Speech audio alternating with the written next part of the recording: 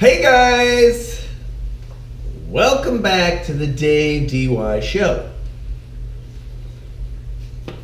Not going to create controversy, simply sharing a present state in this video.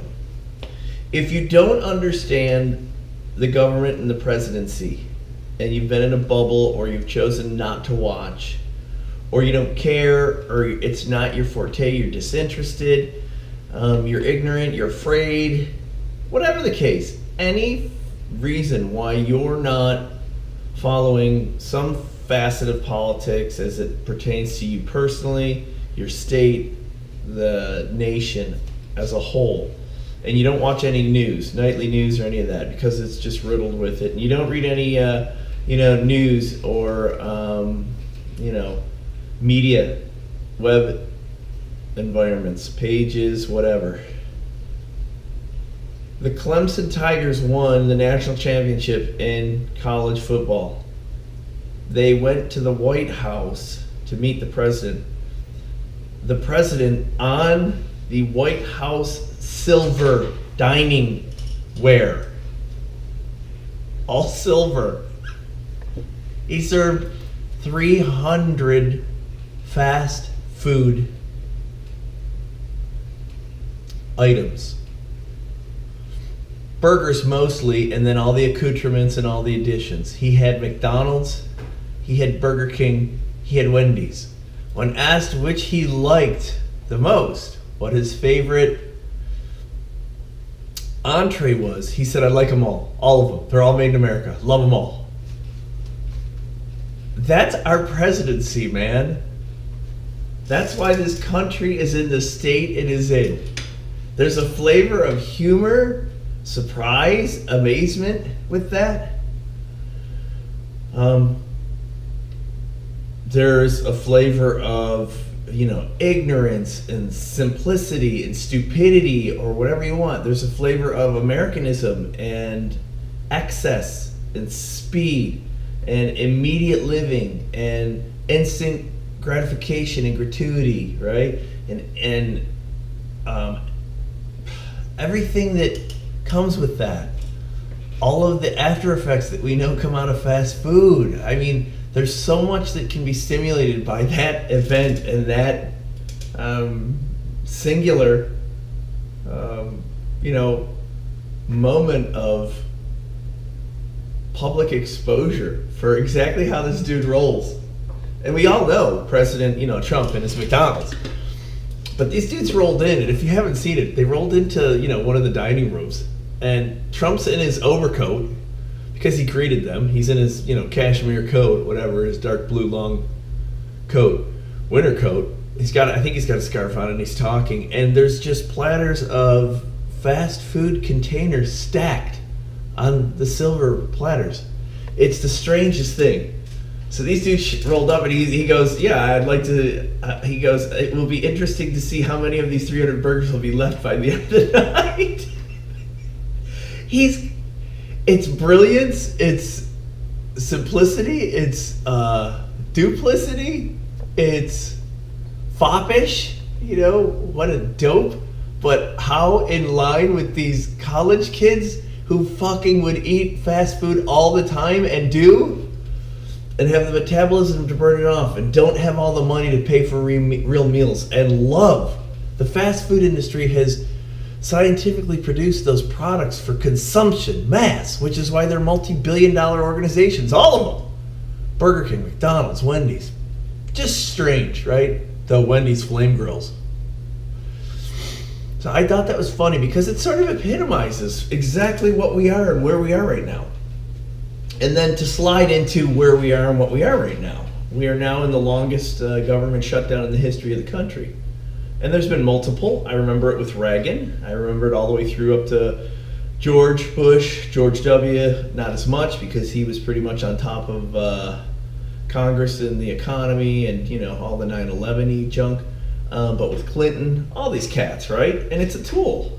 It's a tool the president can use when the president doesn't get certain specifics that he wants. He can, and not only the president, either party, but they can warrant a stalling or a holdup on the validation, the bottom line review and certification, and then approval of the next whatever quarter, half year, annual budget, right? And when that doesn't occur, when that process doesn't occur, well, you get right where we are right now. You have a stall, and you have a stall in all the government agencies. There's no fresh monies, and it's a shutdown, but it's not a shutdown, right? Everybody's gonna get paid, even though your paycheck right now says zero. It's brutal. Don't get me wrong, man. All these government workers that are getting no monies, and somebody said something to me the other day about Congress. Oh yeah, the congressmen are going to get paid. Everybody in Congress, in the Senate or the House, the vast majority are millionaires. Doesn't matter if they don't have money coming in weekly or bi-weekly, right? That's irrelevant. But your TSA agents out in, all of your airports and your ports of entry and all that jazz, all your domestic borders, all of your law enforcement individuals, from the trenches, right, and from the admin working in a back office to being, the border patrol officer, or the DEA individual doing deep cover or undercover or fighting gangs or fighting drugs, to all of your standard government agency individuals who are giving out benefits, right? Veterans benefits or any type of federal worker benefits, all those people, tens, hundreds of thousands of people. And it's become extremely swollen in the last 20, 30 years because there's been a giant favorable uptick in government presence, management, centralized control, spending, right? Which is destructive. We all know that. We've all known that. The bigger government gets, the worse things will get. That's just a given. The government will never run things better than private industry. There's 310, 320 million Americans. How big does it need to be? I don't know, but it's much bigger than it ever was. Swollen. Our deficit with China right now, not a surplus, our deficit is in the hundreds of millions, $350 million. It's the biggest it's been, or $1 billion, excuse me. It's the biggest it's been, I think, ever. China alone. Which is why, we're in a bad spot. Everything we buy comes from China. And I get what President Trump's trying to do, but it's hard to do that at a superfluous or at a high level when fundamentally everything underneath has changed, right? When dramatically, and for the most part, the vast majority of percentages, everything's made in China or Mexico or Central America or, Asia. That's where the vast production of goods are anymore. And I'm not saying we don't produce things here in the country. We do. I mean, there are still some major companies that produce some very fundamental components. But for the most part, the United States has become an intellectual property, global presence, right? That's our value. Our universities, our research and development have produced the smartest minds on the globe. India and China are definitely catching up with that, if not, almost in many instances equal, same as Europe. But we have the greatest universities on the planet. Everyone wanted to come here for Pax Americana for 50, 80, 100 years, right? And we're the wealthiest planet in history. So we built a machine that has brilliant people day in and day out churning through the most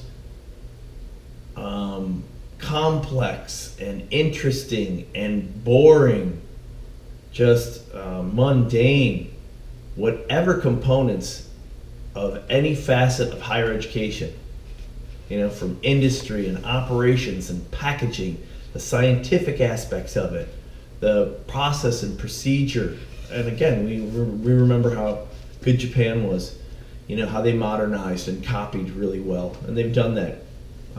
The country of facsimile, which made them a great nation. But much of that came out of the U.S., and it often does. But staggering how this posturing with Trump, with every angle, every avenue, every aspect of private and public business structure, in some way, shape, or form, seemingly attacking him. And he seems to thrive on it. And he did on his shows, he did in his life. It just seems to be the way he works. He thrives on the game, right? Whatever his stupid book's called. And that's where he's at all the time. So he's shut down the government because the Democratic Party, in essence, would not find the monies to build his wall, his 400-mile wall across Mexico, U.S., whatever, El Paso, wherever it is. And so he stopped. He did not approve the next fiduciary financial cycle of monies for the upcoming period. And so there's no monies that have been re-injected into any of the government agencies. And we are now in 3.5, 4 weeks, whatever, the longest period in the history. And it focuses primarily on that border wall, on the DACA children. And that's a topic for multiple hours, days alone. There's more Hondurans, I think, coming over. They're coming back over. They're starting a new caravan down in Honduras, back up to Mexico, a new caravan. It's not going to stop. It never has stopped. That's why we've always had an illegal contingent that has come into this country through that land mass, right up through Mexico, right? It's been going on forever. And there are tens of thousands, of hundreds of thousands, millions of Central and South Americans that are in the United States because of that. And I don't know why we want to build a wall, and I don't know why we want to stop them, as opposed to opening some type of fundamental station down there at the border. In Tijuana, in El Paso, whatever, maybe 2 or 3. Instead of a wall, $100 billion or whatever the wall would cost, why we didn't open immigration, really, really snazzy immigration offices there that would manage these people, that would get them into programs, that would teach them English, that checked their backgrounds, that validated where they came from, in what country, that they had to have some kind of documentation. If they didn't, we worked with their country. We either found it or we produced it or whatever, that we checked their health status, right? All the things that should occur. But we also know that those countries are in dire straits, man. That is severe third world, especially if you've never been there. You go to San Jose in Costa Rica, and it's nice. And quickly, it's got those favelas, right? The neighborhoods where you got gangs or whatever, and there's lawlessness. And then you move out to the jungle, dude, and there's little, shanties and cities and whatever you want to call them. And there's kids graduating from their little schools that learn English and that teach, Spanish, and they've got their matching uniforms on or whatever. But it's clearly third world. And those are the people that are okay. Those aren't the unfortunate, that have nothing, that grow farms or that migrate to pick coffee beans or do whatever.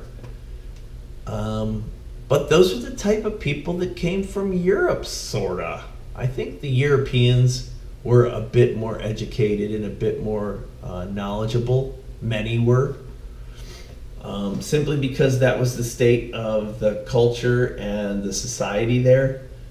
It wasn't rural, but look at the Africans that we snatched, right? That were sold over here. You've got this whole melting pot of different facets of how individuals got to this country and then how they integrated. And we're still struggling with that today, right? Black Lives Matter and hashtag, and now all the DACA. And it's tough. it's not quickly and easily discussed. It's not quickly and easily solvable. But I think we should invest it into investing in the people as opposed to trying to hold the people out. You'll never be able to hold the people out. You'll be able to control a large flow so that you don't have tens of thousands or hundreds of thousands of people marching through. But it will never be some type of containment. Never. You'll always have, unless it's militarized. And a militarized border or environment is horribly costly, extremely controversial, has multiple periods of violence, multiple. When the other side does not want that there, they'll storm it, people will die. Now you got global, global media, negative media. I mean, there's nothing beneficial that comes from those, right? And it's not to say that it has. How have we not learned from this? Through history, the Great Wall of China, the Maginot Line, any of these fucking things, walls don't work. So it's unfortunate that we're working harder, not smarter. But that's the way that this dude rolls. Put a fucking wall up. Fuck that wall. No, you can't get in. Fuck you. And that's the way the Trumpenstein works. He works that way. You're fired. You're not getting the job. You're fired. You're not here. You're fired. And you're like, what? That's the way he works. I don't know how anyone didn't expect this. And in many facets, I think that approach is spot on as a need. Simplicity is the answer, but there are also many, many complexities, right? And those complexities have actually stifled our government and stifled our country. Because really, really smart people, they can come up with plans, and government doesn't affect plans well, right? Private enterprise is always a better architect, a better planner, a better implementer of complex solutions. They just are. It's a known. And then hopefully, relatively less complex operations. And then those operations in some way, shape, or form sometimes can be handed off to the government to continue to run, right? Build, deploy, run, man, and we're not doing any of it really well, and it's costing bazillions. Our deficit is monstrous. The China surplus is monstrous. It's a record. He's getting beat by every angle, all the media everywhere, this Mueller thing. He's getting beat by the people that he had inside, and it's not, he's still just punching. Fucking Rocky. He's still punching away. And in some regards, we're staying afloat. It's almost as if he's fighting off the evils that are trying to sink this country. Because I guarantee you, didn't matter who would have taken control. Doesn't matter who would have taken control. If it were Obama was still in there, if Hillary Clinton, anybody who was indoctrinated, who was a lifetime professional politician, this country would have slowly slid to obscurity. And it would have taken decades, but we've long been on that slide, right? Where we're losing core education, the component that makes a country great, creating smart, able, decision-making ability, clarity of thought, problem solving,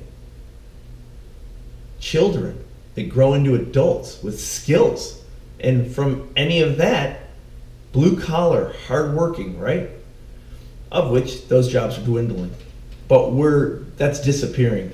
It's on a massive wane right now.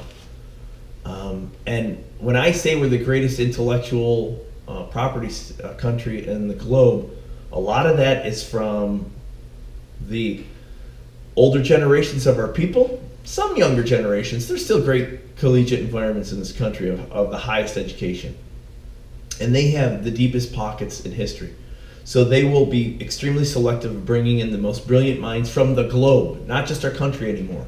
And if you haven't seen that, started in my time, in the late 80s, where anyone from the globe was welcome at a United States university. And it was a melting pot of global genius. That's how our country has become the greatest. We had people from anywhere in the world that were the most intelligent. That's just been the case. Now they're flourishing here.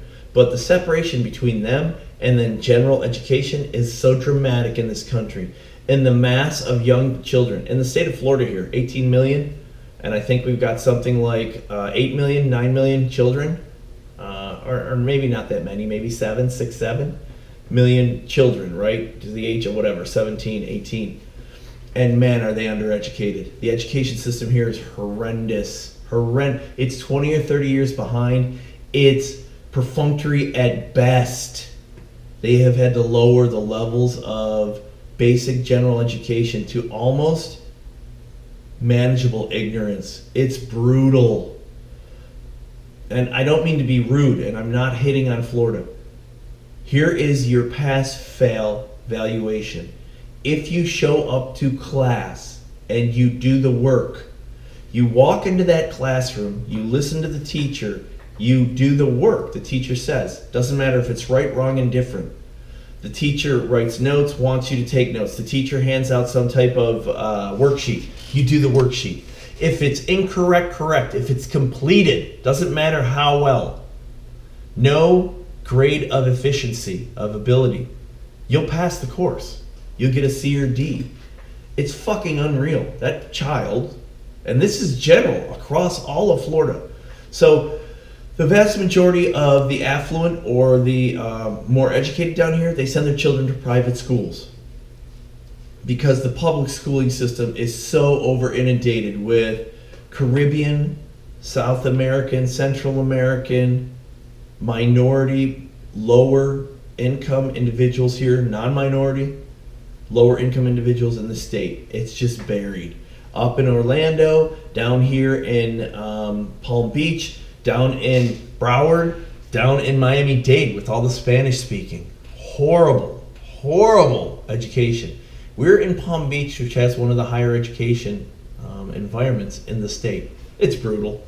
And that's not to say that there's a lot of money down here. There's huge money down here, a lot of retirement money, right? But that money doesn't make it into the education system, which is why they pass mill taxes and whatnot. But there is some affluent pockets, and they have some great schooling systems, but they're private. They're funded by the people. They're funded by grants, by charters and money that they have. And there are charter and they're magnate and all kinds of other schools.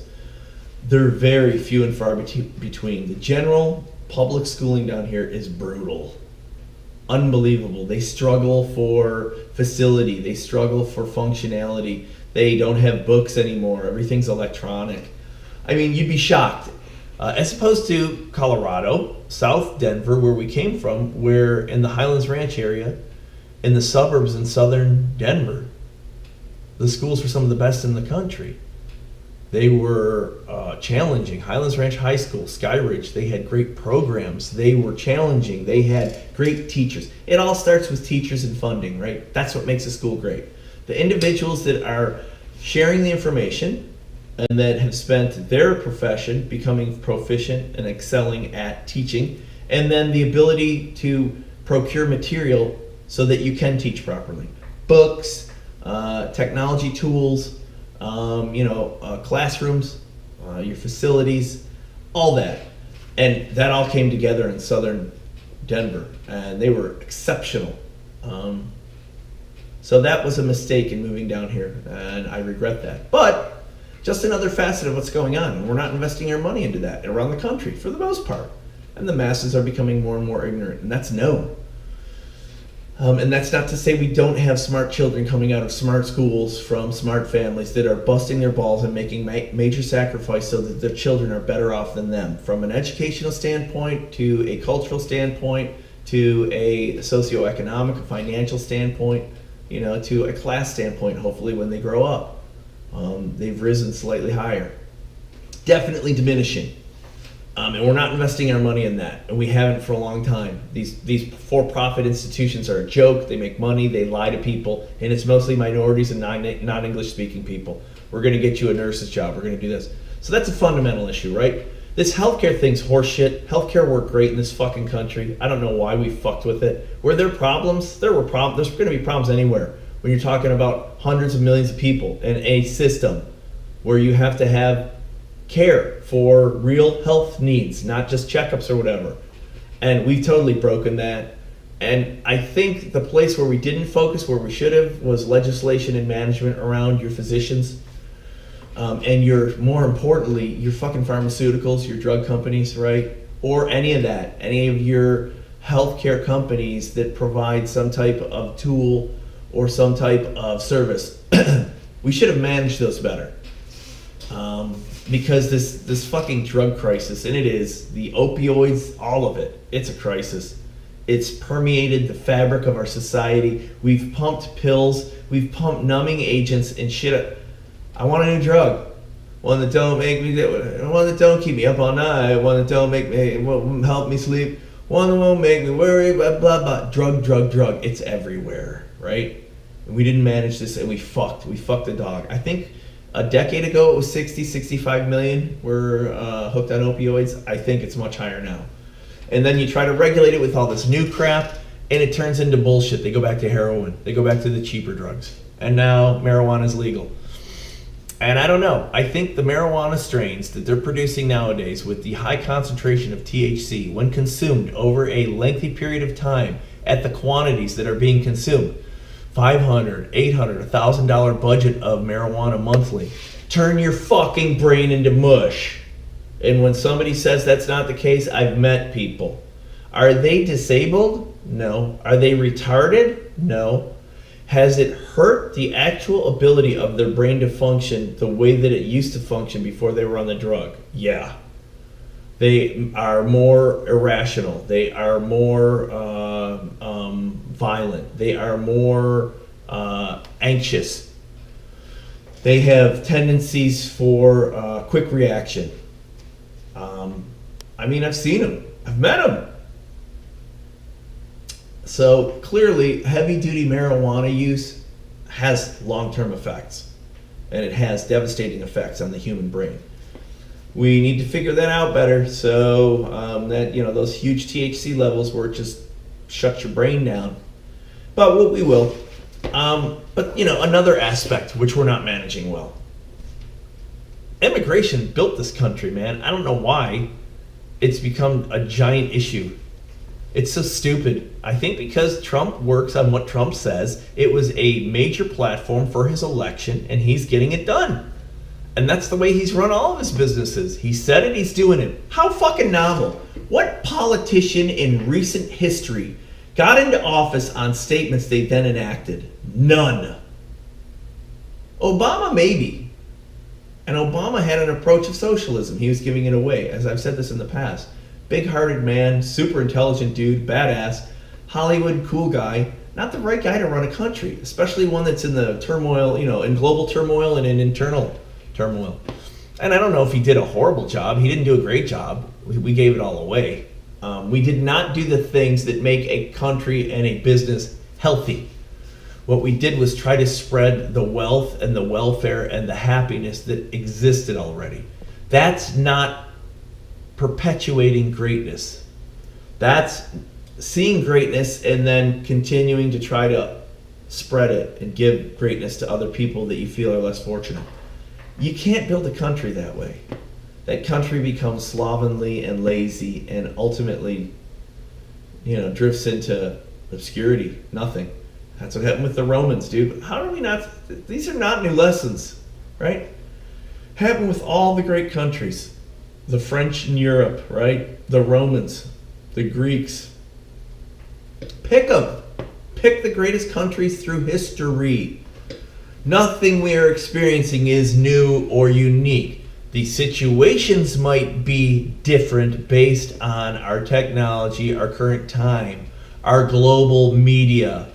It's all the same. It's a human component, man. It's so silly, right? And these are fundamentally basic issues that we're not addressing. We're fighting over like children. Trump has that very distinct immaturity feature where he's the bully. He's shown it his whole adult life, right? And I think that's this, that's growing up a multimillionaire, spoiled. That's what it is. It's a spoiled person in power. And that's irrelevant because you then have to look at his abilities, and he's got some great abilities. He's a pretty decent businessman. He's pretty fundamental. He's pretty quick to react. He pretty much pulls decent and smart people around him to make functional plans to execute. That's not politics, man. The politics has turned into the grind and the hide and the sneak and the lies, the self, reward, the self-appreciation. And then to do that without publicly doing it so that your greatness just shows itself, like the Clintons, right? Great people. Just rotten motherfuckers. Just dregs. They consume, they feed off of our country. Disgusting, man. Trump doesn't do that. That's why there's fucking McDonald's, Burger King, and Wendy's in the White House dining room right now. Bitch!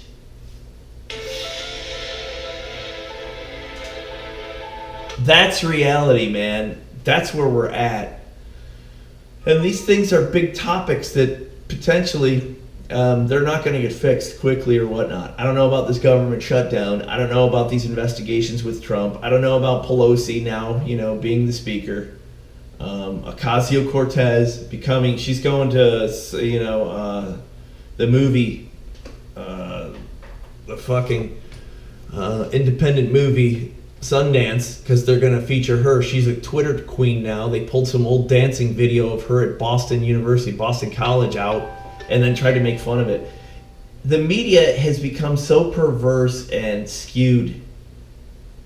Instead of just reporting basic fact, the machine of the media, the animal, just like the government, has grown so large and become so critical, and the monies and the power, that it starts to eat and devour and mutate and destroy and modify and change itself because it has no regulation. The media never had any regulation.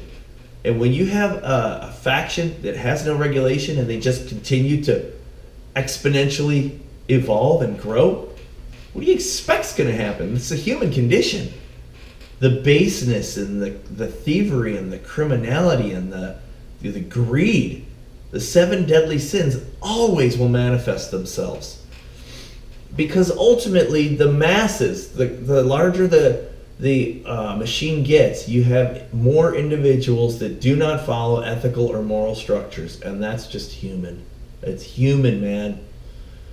And when it's not regulated, it turns into this dirty nightmare. Brexit, we got Melissa May. She's not doing too good. And you got the yellow coats over in France doing the same shit they're doing. And then you got, some issues in Germany. Trump's got some new guy. He's a border guy who's had some comeuppance, right? Who's trying to, I think he heads the unions for all the border patrol. And they're not getting paid, and the TSA's not getting paid. And we just had Hangar or Concourse G shut down at Miami International. I feel really bad for all those people, and those are terrible stories. And if you have never gone without pay for an extended period of time, it fucking sucks. And from what we've seen, I just did a finance video. Very few people have savings, man. And very few people have savings that can carry for a month or 2 months. You listen to all these idiot financiers that tout their crap. And Cindy, or what's her name? The Gorman, whatever, the gal who goes out and tries to tell you to put your savings, how to invest your money, how to be smart, how to not follow the major corporations, right? Do a personal plan, have all the things in place like your living will and all that crap. Cindy Gorman, whatever her name is. And then other people, right? You got the kook who does the stocks. What's his name? Bang, right? On CNN or whatever it is, MSNBC, NBC. But yeah, if you haven't managed your money and you work for the government right now, which is you're going to get paid, but it's just a question of when. It's unfortunate. And I feel for all these people. I feel for law enforcement. I feel for the firefighters. I feel for the administrators. Sort of stinky that we're posturing over this bullshit and that they couldn't push some emergency funding so that at least you get these people paid which they've done in the past, without releasing the majority of the government's spend budget, right? They can do whatever they want. This is just two sides dug in and neither going to give in. And I'll tell you what, Trump's tough. He aligns himself with people that do what he wants, and when they don't, he gets rid of them, and then he makes fun of them. And you see this in this fucking, and that's what a business is. If you're not aware, major businesses have done this all along. Why do you think Steve Jobs and Bill Gates and all these guys, they got rid of people until they created mini me's of their corporation? And then the corporations flourished because they did exactly what they wanted them to do. They put individuals that explicitly followed orders into place. Trump has tried to do that. And because Trump's such a fanatic and he's, somewhat psychotic and kooky and spoiled, he's going through people like a private business. You're fired. You're not doing what I told you. You're stupid. You got a big fucking mouth. Yeah, you're a whiner. You're not getting it done fast enough. You're fired. You're fired. You're fired. He's not just sitting there with some asshole who supposedly was sworn into office. Fuck you. If you're not doing what I want, dude, it's refreshing to see somebody that has no respect for whatever this bullshit institution thinks it's become. The government, the most powerful sanctioned bullshit, and he's blowing it up. And if some political, studies doctor and some of these individuals don't break this administration down for what it is, an individual that removed all of the hardened policies and structure of the two-party system over 200 years. Beautiful to see. Shaking the foundations of the fucking bullshit that this country has, this elitism has become. He's elite, but he's not an elite politician. Major difference, man. And I think it was needed. I don't know what's going to come of it, but, and I don't know what's going to come of this government shutdown. Very tumultuous, but it will resolve and these folks will get paid. And unfortunately, this is the state we're in. These are the power struggles that are occurring, unfortunately, on a public forum, in the media, in the news, across the globe. Almost like a shitty soap opera, or an entertaining soap opera in some aspects. I mean, that's what it is. It's like, these are the days of our lives. Okay. Fuck, man. You don't need to turn on soap operas anymore. Just watch the news. So we'll have to see how this thing goes. I think we're going to have more of it. I think it's going to continue. People are all posturing for the re-election 2020, right? Don't know what's going to happen there. I'm sure the Trumpelstein, if he's alive and he's healthy, he's going to run again. He's fiery, man. I think he's in his niche. He might get beaten down. There might be bad shit that comes out and he gets a little depressed. And I think this is his greatest feature. This has made Donald Trump what he is. Stands back up. Gets right back up. Borrows money from his father. Fucking does it again. You lost $940 million, almost $1 billion. You fucking monkey. Didn't you see all the bad shit that was going on? Fuck. All right, loan me some money. I'm doing it again. Does it again. This is his feature. And most people are not like that. Most of us are not. They don't have the tenacity to stand back up and keep fighting. So, exciting. We'll have to see how this keeps going, but I wanted to touch on this because I haven't gone political in a while, and politics seems to be central every day. And I don't want to bury and inundate anybody who's watching this with the same old shit. I just wanted to provide my perspective. Thanks for listening. Enjoy. Have a good day. Out.